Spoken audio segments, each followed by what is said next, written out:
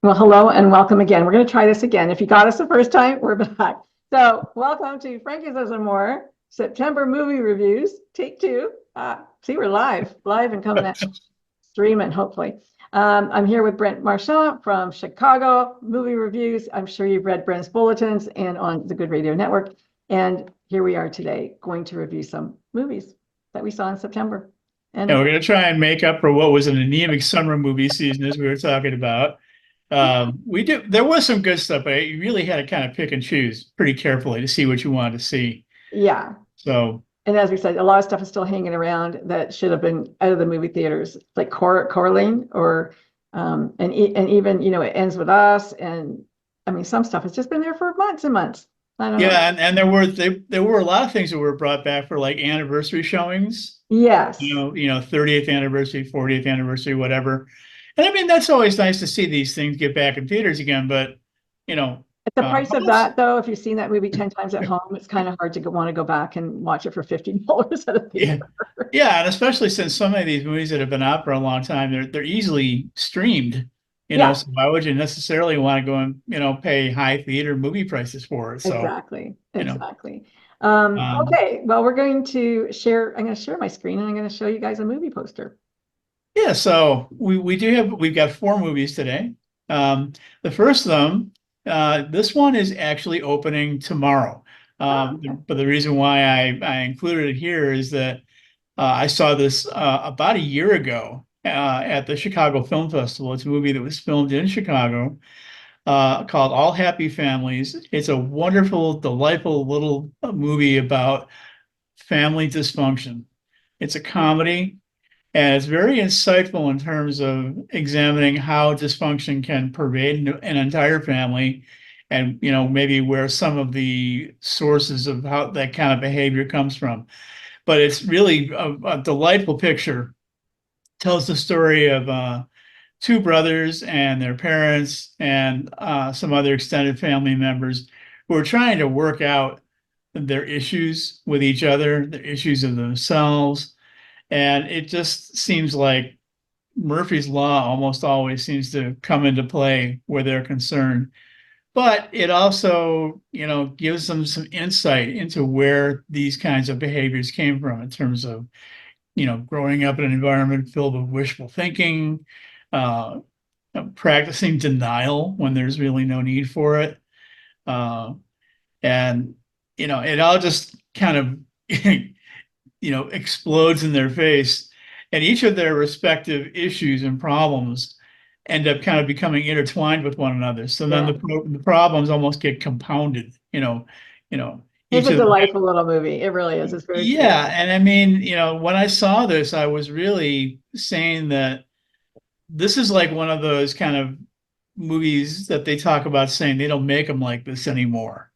And I thought that was a really accurate way of describing it, because you really don't see a lot of movies like this anymore. I mean, you do see comedies and so forth and family movies, but they're either like really saccharine encrusted, or they're really silly or kind of over the top with their goofiness.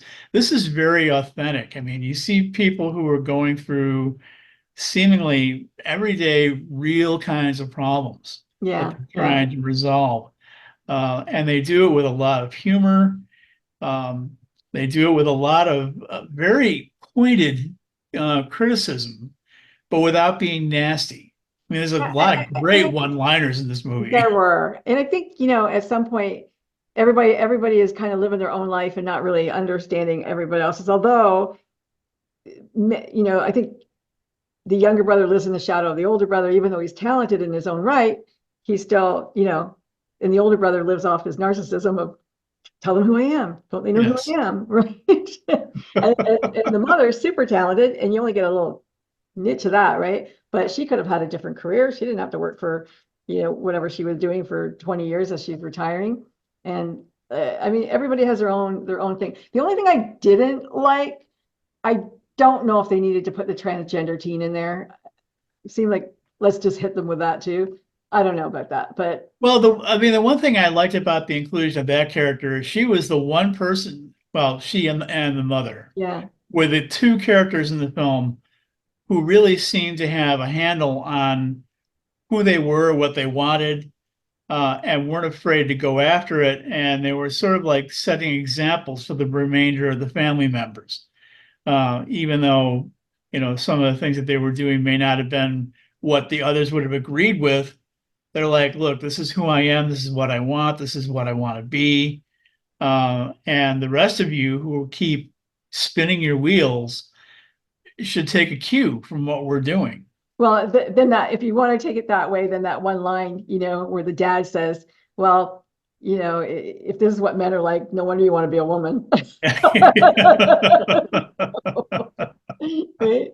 Like, yeah, One of the other things I liked about this movie too is, and I'm probably somewhat partial since was a Chicago-based story.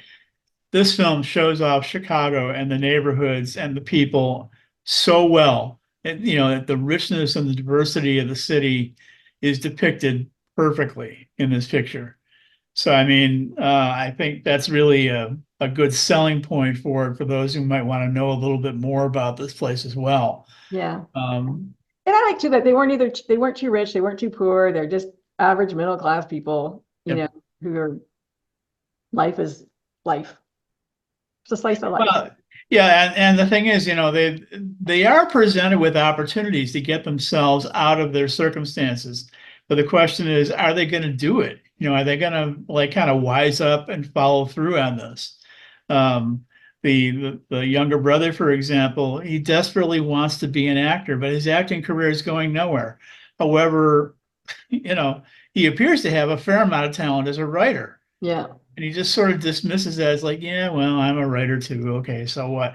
But you know, that's probably where his future lies. You know, like, are you going to pay yeah, attention to that? Are you going to listen to yourself? yeah, You know, and I think that happens to a lot of us where, you know, we end up kind of getting in our own way yeah, about trying to figure out what it is that we're really good at and what could really work to our benefit if true. we'd only take off the blinders, you I know. think sometimes if things are too easy, then you don't think they're real, or oh, that can't be it because it's just too easy for me. Like it has to be harder. Yeah, exactly. Exactly. Yeah. And, you know, when it's hard in their cases, they really struggle. Yeah. Like why do you have to struggle so much? Take the win. Take the easy win. Right? I was very happy to hear from the director when they said that this movie was going to get a theatrical release because it's a small independent production.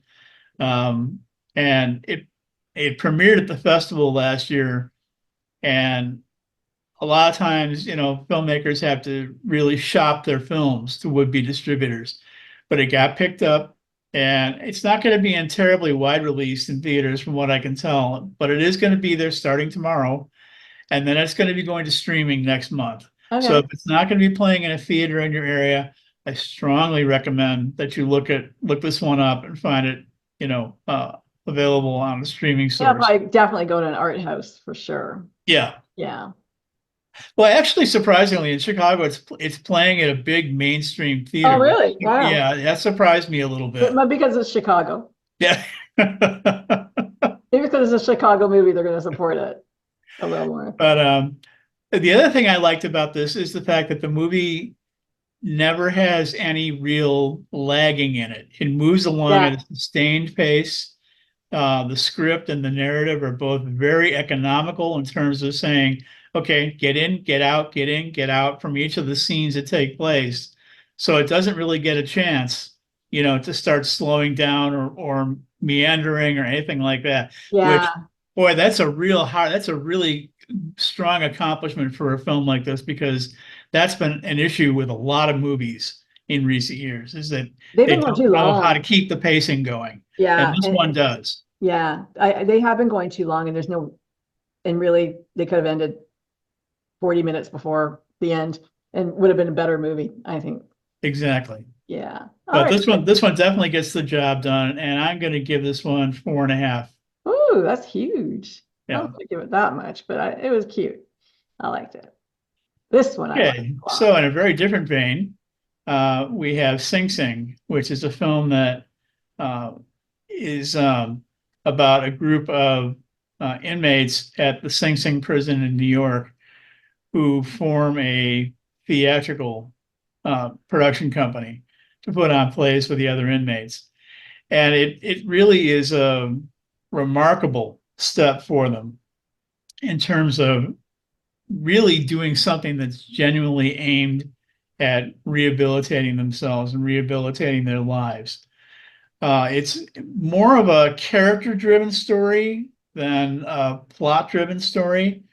You get to see sort of individual scenarios involving the respective prisoners who are working through their issues in terms of their involvement with the theater company, but also as individuals in terms of their personal lives, looking ahead toward life after prison, um, and they're all supported by a director who really just absolutely backs them to the hilt for Yeah. everything that they want to try and do. Yeah. It's a very inspiring story in many ways. It's also a very you know, heartbreaking story in some ways too. Um, but the thing is, it's what keeps them going in an environment like this, which is really a challenge in itself. It's very well acted. A lot of the cast members are former inmates themselves, so I think Of that the really, program, of that yeah, program. yeah, of that program exactly. Yeah. And I think it speaks a lot to the value of having, people actually playing themselves because it really brings out the authenticity of their It performances. was a wonderful movie, and I love that it's a true story. I love that it didn't get sappy as a true Yeah. story. Macklin did a fantastic. So Coleman Domingo was amazing as the lead, but Macklin as that supporting, which he probably will get an award for, I believe, as himself, in playing himself in this movie. But his not himself, but his experience in the movie. Um, it was fantastic, and how you saw how his character changed, how this program changed him, how he went inside and looked at who he was and what he wanted from life, and how getting in touch with your feelings really can change who you are and what you want. And he starts off in the prison yard, he's like big and bad and has to have this caricature of himself, but through the program he actually becomes himself. And Yeah, and that's interesting because, you get an impression earlier on in the story where you almost have to ask yourself, if he doesn't really know what he wants to do with this, then why did he show up here in the first place? I mean, what's his purpose for being involved in this program? But it actually unearths the real person. And also the fact that his presence among the troop, he's almost something of an outsider, but gradually ingratiates himself because the director is willing to get behind him and back him, as I mentioned earlier, as someone who can successfully come in and shake up the dynamic of the troop, which, I mean, sometimes that's what, a group like that needs to keep it fresh and lively. And he does that. he did He do does a that. He great, like he took does a the great hot job of seat, that. man. And you wonder what's going to happen to somebody who has been the leader, somebody for years, who started a founding member of the program, and he comes and sweeps him off, that throne and takes it for himself. Not in a vindictive way. He Yeah. just happened, right? It just happened, and I think that showed that Domingo was very gracious in his. Well, and the other thing too is, ironically enough, they mentioned his background when he was growing up in New York and how he had actually gone to a performing arts high school Yes, and that's gained experience in theater and dance and so forth. And yet, ironically, this is the venue through which he finally actually gets to put those talents to use. I wish they'd said I don't think they said what his crime had been. I know that he didn't do it. He was convicted, falsely accused Oh, and murder. convicted of murder. Yeah, that's right. That's right. Yeah. And they had evidence where the guy who did it told everybody he did it. after years and years, Yeah. but then he died. Yeah. Or they wouldn't accept it because he wasn't alive anymore. And there's a very poignant scene when he's at a parole hearing trying to make the case for that. Yeah. And they basically say, well, yeah, it seems that you've done a great job involved in this prison theatrical program. How do we know you're not acting now? Yeah. You know? Yeah. And just as the look of devastation that comes over his face when he's confronted with that accusation is How do you, it just tears your heart apart yeah. Yeah. watching that. It Yeah, really, Coleman Domingo was again, another fine performance. I mean, after his role in Rustin last year, now this. I understand yeah. he's getting ready to do a movie now with Spielberg. His Nice. career has just absolutely taken off. And I mean, one of the things about this film, though, is this was obviously a project very close to his own heart. He really put his heart and soul in this one, and really believed not only in the story but also in the program itself, which is since spread not just in Sing Sing, but to a number of other prisons throughout the New York State prison system. Um, Yeah. and and they've shown that when inmates become involved in things like this, uh, that the recidivism rate is only 3% as opposed Wow. to close to 60% Yeah. in most other Wow. prisons that don't have programs like this. I know that you and I talked about this last year, and I think I just saw that the movie's going to come out soon, or a movie about it's going to come out, or the documentary is coming out soon about the daughters of prisoners Yes. in the prison. Is that supposed to be? I think I saw a trailer the last time I was at the theater about it coming out, because I remember I had reached out to the director, I'd reached out to her, and I really wanted to bring them onto the show and talk about this because I thought it was fascinating, especially it was like Black men and their daughters growing up without dads, and they wanted to bring the daughters into the prison and have that first father-daughter dance, have a relationship with their father, because they found that girls do need their dads and dads need their girls. It mellowed them. It made them feel not so gangsterish, I guess. Well, and the that's a subject that comes up in passing a couple times in this movie too, where the inmates are talking about their own kids. Yeah. Coleman Domingo has got kids. Clarence Macklin has got kids, and they have hopes for reconciliation with them at some point, but since they're in these circumstances, they never know, Yeah. whether or not it's going to happen or not. But this is a well-made film. It's actually, for an independent production, it's stuck around in theaters quite a while. It seems to be having kind of a sort of a sustained rollout in theaters. It came and went from here a couple of weeks ago. Yeah, here too. But there are other places where it's just now opening. So check your local listings on this one to see if it's in your area, because it has been sort of going in a staged rollout for And it distribution. really humanized these guys. I mean, people are afraid of prisoners or afraid of prison. Prison looks scary. I mean, from the outside and the inside. We just took a trip through, the US, and we went by this one town that had like 3 prisons in it. And you see them and you go, oh, but these guys, they were humanized. Like you got into their life, you got into, like, they look scary, but they weren't scary. Like, they're just guys. Well, and you see, yeah, and also to see the passion that they bring to their creativity is really inspiring too. I mean, there's a lot of times when I see people who are not in prison trying to make careers and are just kind of languishing along. They could take a cue from these guys in terms of seeing just how much energy and effort and passion that they're bringing to this kind of work. Yeah. And I think it's something that in many ways can inspire almost any of us in any kind of, creative endeavor that we look to take on. If they can do it under circumstances as trying and difficult as these, then what's holding us back? And again, the Domingo character was writing the plays. He was writing some plays. They were taking plays that were written, but he was also doing some writing, and they appreciated his writing. They liked his writing. This guy that came in and said, "Hey, you guys do all these emotional. Let's do a comedy." And they're like, and you think, okay, well, what do you have to laugh about? I'm in prison. Like, what's the name of that? But they tried it, and it kind of worked. And they combined so many different story threads into the play that they were putting on as Yeah, well. that was really He was cute. like, how can you get all these things combined into one story, and make it make sense and have it be staged properly? I mean, but they made it work. They made it And work. there's one scene where they have some of the people who are beneficiaries and backers of their efforts, and everybody wonders, well, are they gonna come through for them with the money that they need to stage these things? And they when the audition is done, they're kind of questioning, did we screw up? Did we make a good impression? And they're like, oh no, you get your money.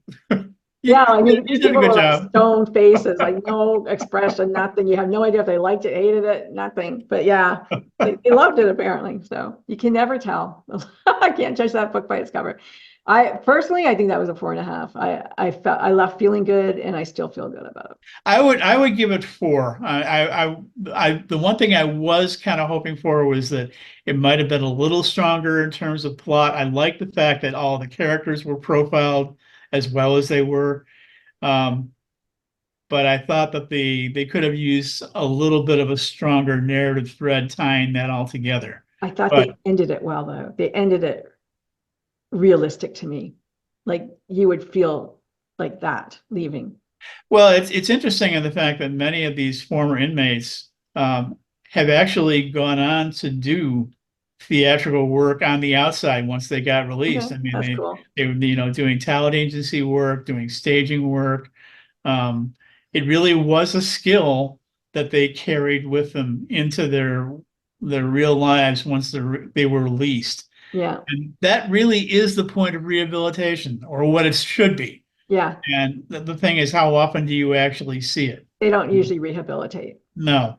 And the program, Rehabilitation Through the Arts, RTA, when I was looking up some information on their website, they've expanded it beyond theater now. They include dance, they include music, they Yeah, include writing, that's they include, awesome. yeah. So I mean, they've really seen a benefit coming from people becoming involved in these things and saying, okay, let's run with this now. Let's make this work. Early on in my career, I had to get jobs for people who were in prison. And it was like, they're still in prison, get them a job, and then they would put them on parole and let them go out. So that was not easy because they're already still in jail, right?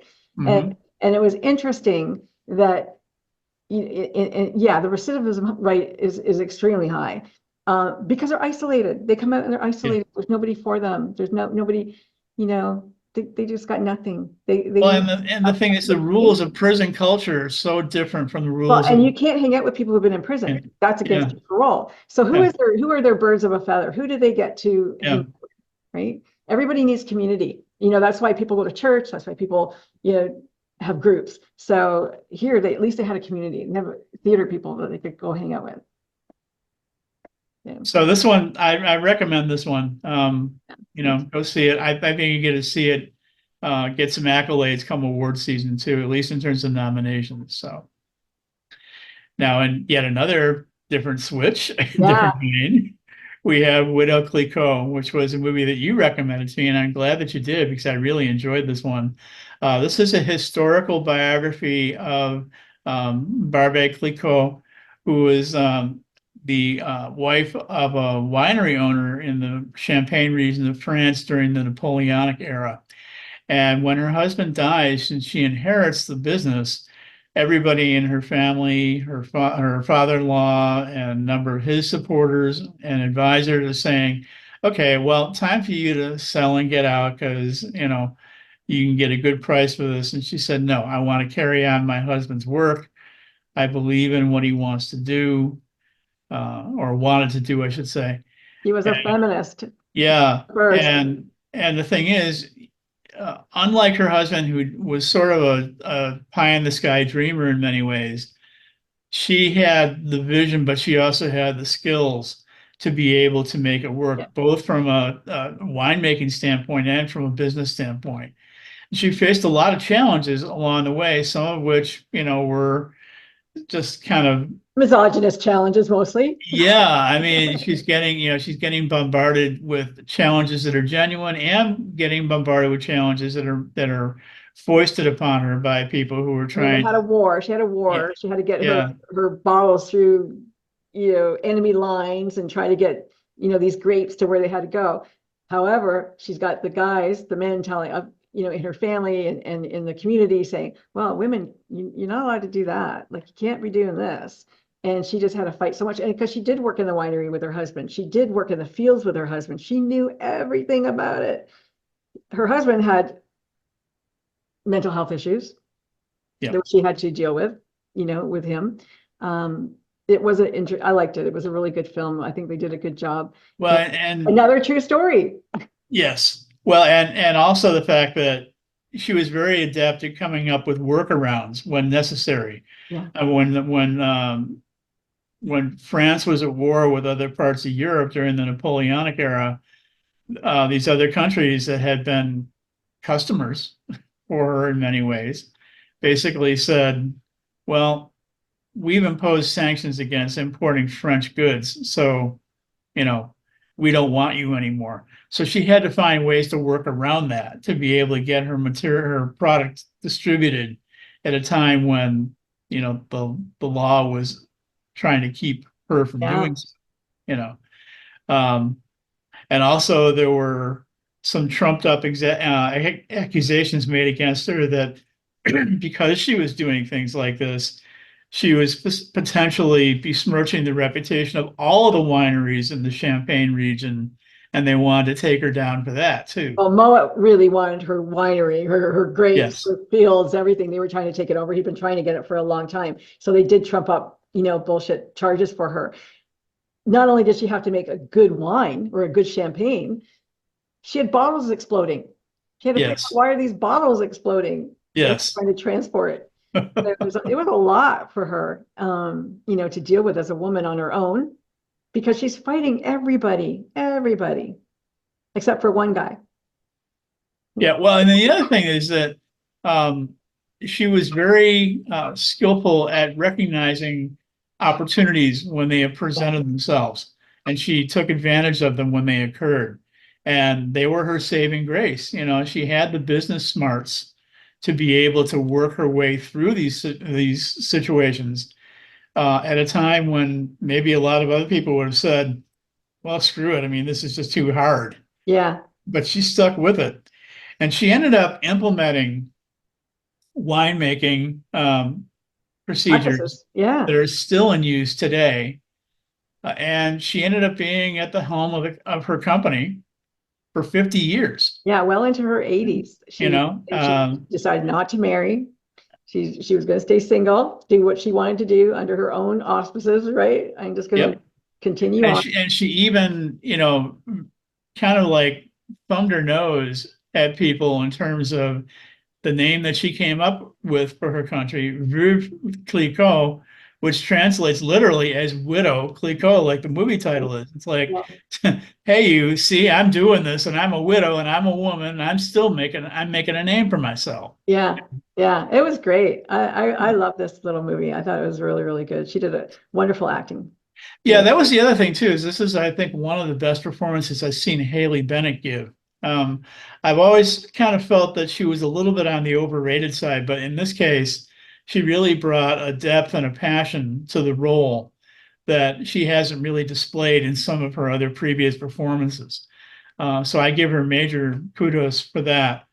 Um, if there was anything about the film that I would have maybe retooled a bit, is there are times when it gets a little too technical into the winemaking process, where, I mean, if you're familiar with viticulture and vinification, yeah, I mean, it will make sense. But if this is new material to you, as I'm sure it is probably going to be for most viewers, you might start to get a little bit bewildered at, Yeah, some of the things yeah. that they're But I talking think about. that's intentional in that, see how hard it is, and she did it. Yeah, yeah.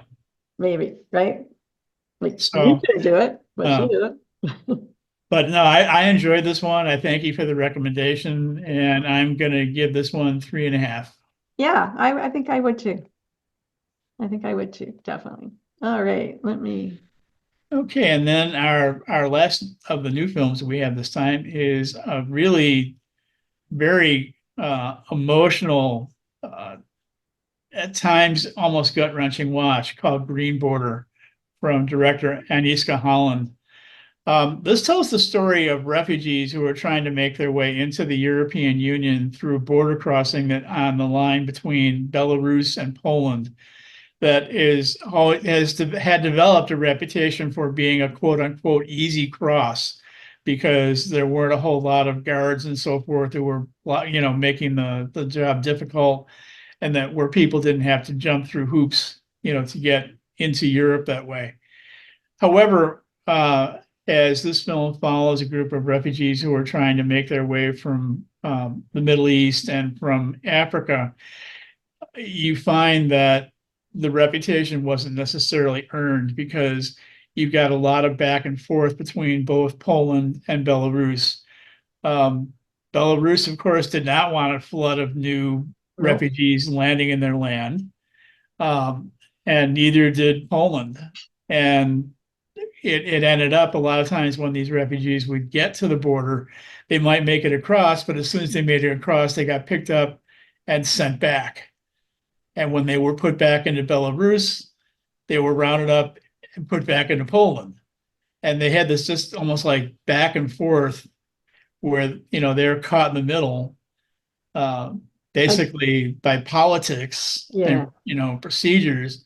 And, it just, the treatment that they undergo and the experiences that they have. Kind of reminds me of what's happening in the US today. Yeah, well, yes, exactly. People don't want them. Nobody wanted them. Nobody believed that they were going to go to Switzerland or Canada or US or wherever it was that they wanted to go. They thought they were going to infiltrate, their own cities, their own country and stay there. And it's heart-wrenching, man's inhumanity to man. I mean, I find it very, very hard to watch things like that when I just see how cruel people are to one another.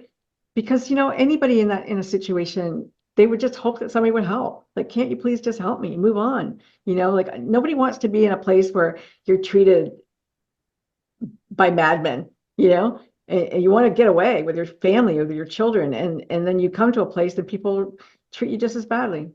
Well, and ironically, for many of the refugees, Poland was just a crossing point. They weren't planning on staying there. They were on their way to Sweden or Germany or the UK.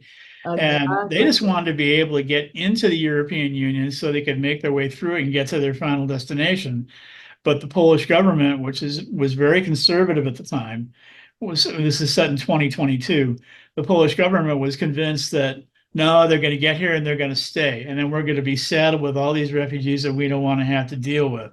Not to mention the fact that, we think a lot of them are being sent here as plants from Belarus and from Russia, and that they're going to be here to disrupt society and they're going to be terrorists and yada, yada, yada. And it's nothing like that at all. These are people who are looking for a better and safer life. I mean, they're coming from places like Syria and Afghanistan and, I mean, African countries where they're getting, murdered by no reasons at all. And it would have been better if they just put them on a bus and taken them out of Poland and moved on through Europe, right? That would have been the kinder thing to do. Okay, we don't want you here, but we'll help you. We'll leave you. Get out of here. One of the things that's really intriguing about this film is it's told from the perspective of 4 separate story threads.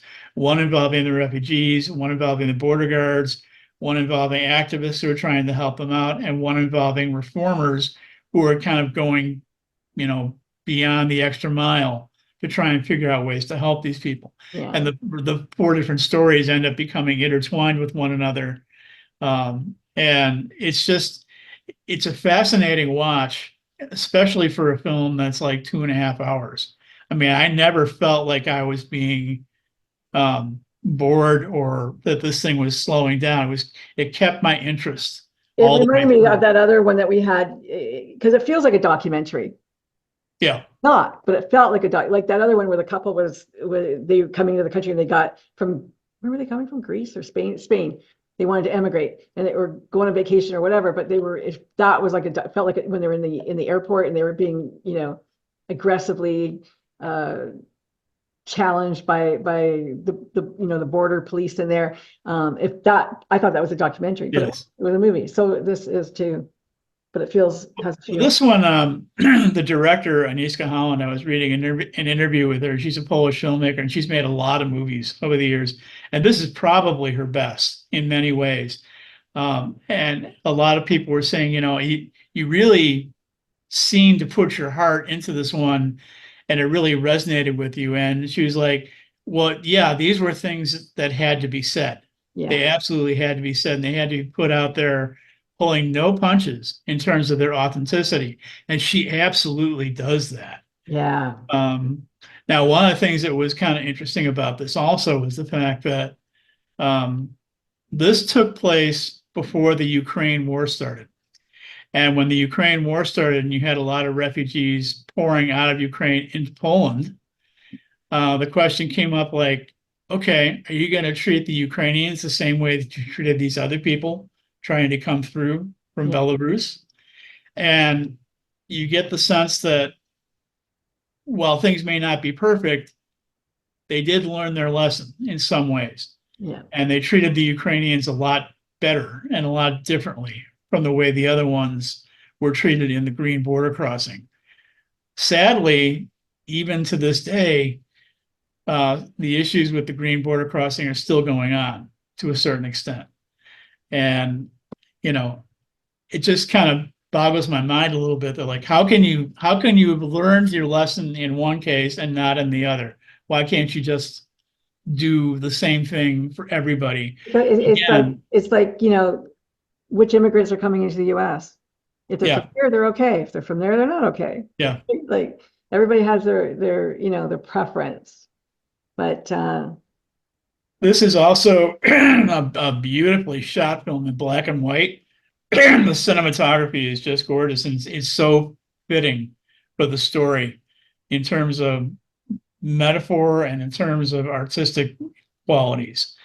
Um, Now, as I said, this is sometimes a very difficult watch for people. yeah, So yeah. if you're a sensitive viewer, you may want to stay away from it.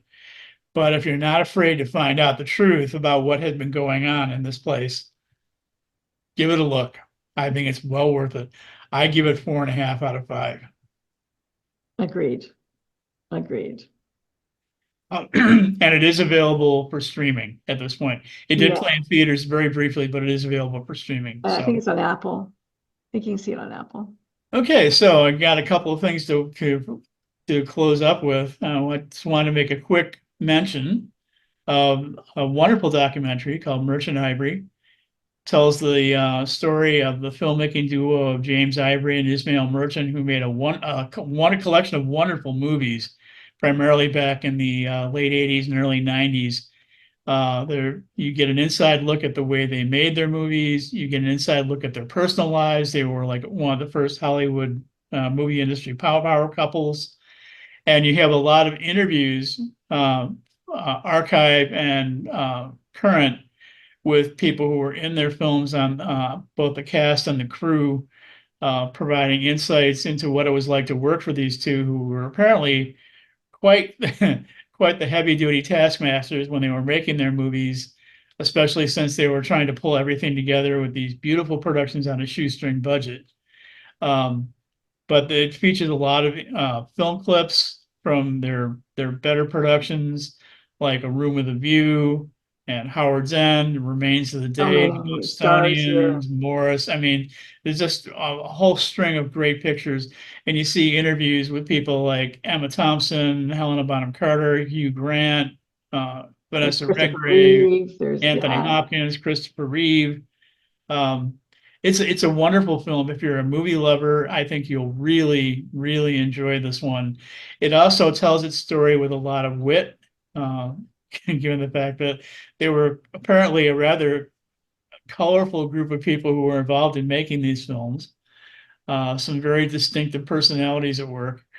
Um, and Oh, This she's one has been playing theatrically in limited release. I'm sure it's going to be coming to streaming probably in the not too distant future. If you're a real movie lover and you're a real lover of their films, go see it. I think you'll really enjoy it. And I would give this one 4 out of 5. nice. Okay, and I just want to wrap up to note that we're back into film festival season again. We've got one starting tonight here in Chicago, the Reeling Gay Film Festival. They've got a really ambitious program they're showing this year with a big emphasis on gay romantic comedies, which I find interesting, in the fact that it's something that has been kind of underplayed up to this point, but they're really kicking that How into about they high had gear. like 2 last year? Yeah. And then next week, we'll be getting the official schedule release for the Chicago Film Festival, October 16th to the 27th. Nice. And we'll see what they come up with. They're celebrating 60 years this year. And one that I didn't put a piece of artwork there for is if you're in the St. Louis area, the St. Louis Film Festival coming up November 7th to the 17th is another one that I recommend. I You have attended. some good ones from that one. I remember. Yeah, I attended that event virtually when they were doing a streaming program. They've since eliminated that, but they have a good selection of films. So if you're in the St. Louis area, yeah, I would give that a look as well. Nice. And of course, there's lots of other film festivals that take place other areas. These are the ones I'm the most familiar with. Yeah, well, Having TIFF for attended. sure. Toronto Film Festival is huge. Yeah, oh yeah, and that's really become a very influential one on the world stage now too, in terms of the movies that it shows. Funny, since we don't get those movies, but yeah. Well, one of the things I really like about festivals is, again, they give you an opportunity to see things you may not be able to see anywhere else. Yeah. In recent years, you've begun to see them be a little more populated by things that do end up going into general release, which is fine if you really want to be, on the cutting edge and be the first to see them. Personally, I can wait a few weeks because a lot of times they come out pretty quickly thereafter, and They're not to coming out like really fast right now. Like, Yeah. Like within a couple of weeks, really. Yeah.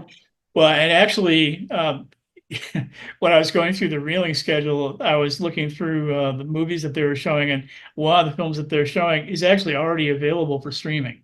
So, so sometimes it pays to when you're looking through a film festival schedule to have your IMDb handy. And look at release dates, because you might find that, well, okay, I can actually stream this already, or if I wait a week or two, I can go see it then, Yeah, there's some movies that you definitely want to go see in the theater, but there's others that could be kind of iffy that you go, you know what, I can wait a couple of weeks.